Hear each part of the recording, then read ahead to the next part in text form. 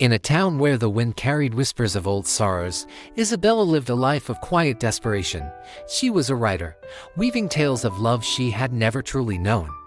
Hiding the cracks of a lonely childhood behind the gentle smile she showed the world. Lucas, a photographer with eyes like storm clouds, had his own scars, losing his younger brother in a tragic accident that left him feeling undeserving of happiness. They met on a rainy evening in a forgotten library, both seeking refuge from the storm outside. Lucas accidentally knocked over a stack of books, and Isabella's hand shot out to help. Their eyes met, and for a moment, the world faded. It was a connection neither of them could explain, a sudden, fierce pull like the ocean tides. From that night, they became inseparable. Lucas would follow Isabella through the cobblestone streets, capturing moments of her laughter, the flicker of light in her eyes, the trembling of her hands when she wrote something wry and painful. Isabella, in turn, painted him into her stories, giving voice to the feelings she could never speak aloud. For 2 years, their love burned brightly. They whispered secrets under the stars, laughed through endless nights, and promised each other eternity. Yet, as with all fragile things, fate began to twist. Lucas's career began to rise. Offers from international magazines and fashion campaigns demanded his attention.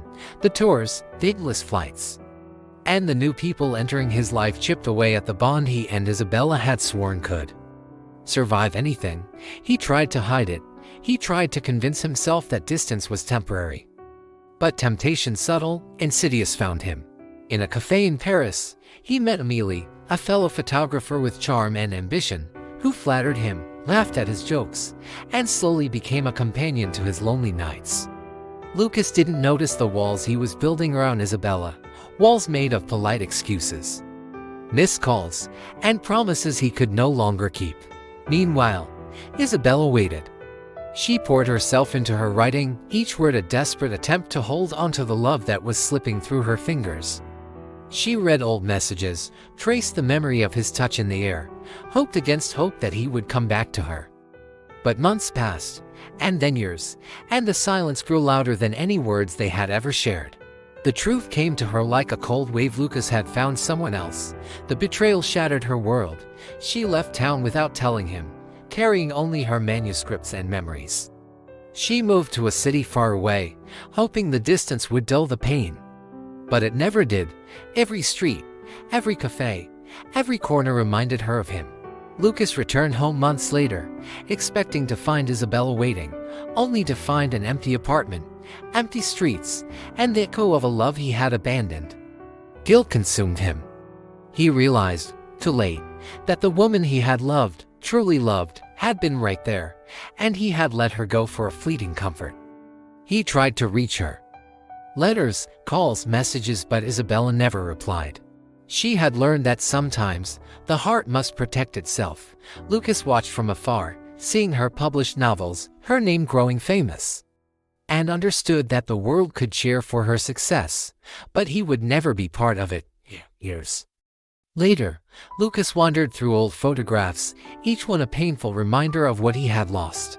Isabella, in a crowded city gallery, unveiled a painting of a man with stormy eyes, a reflection of Lucas, standing alone in the rain, waiting for a love that never came back. They never met again.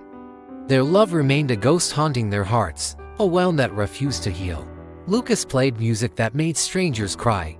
Isabella wrote stories that made readers ache.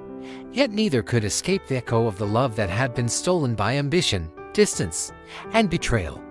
In the end, love was not enough. Life moved on, but the memories lingered, sharp and unforgiving. Two hearts that had found each other in the storm were forever torn apart by the very world that had brought them together.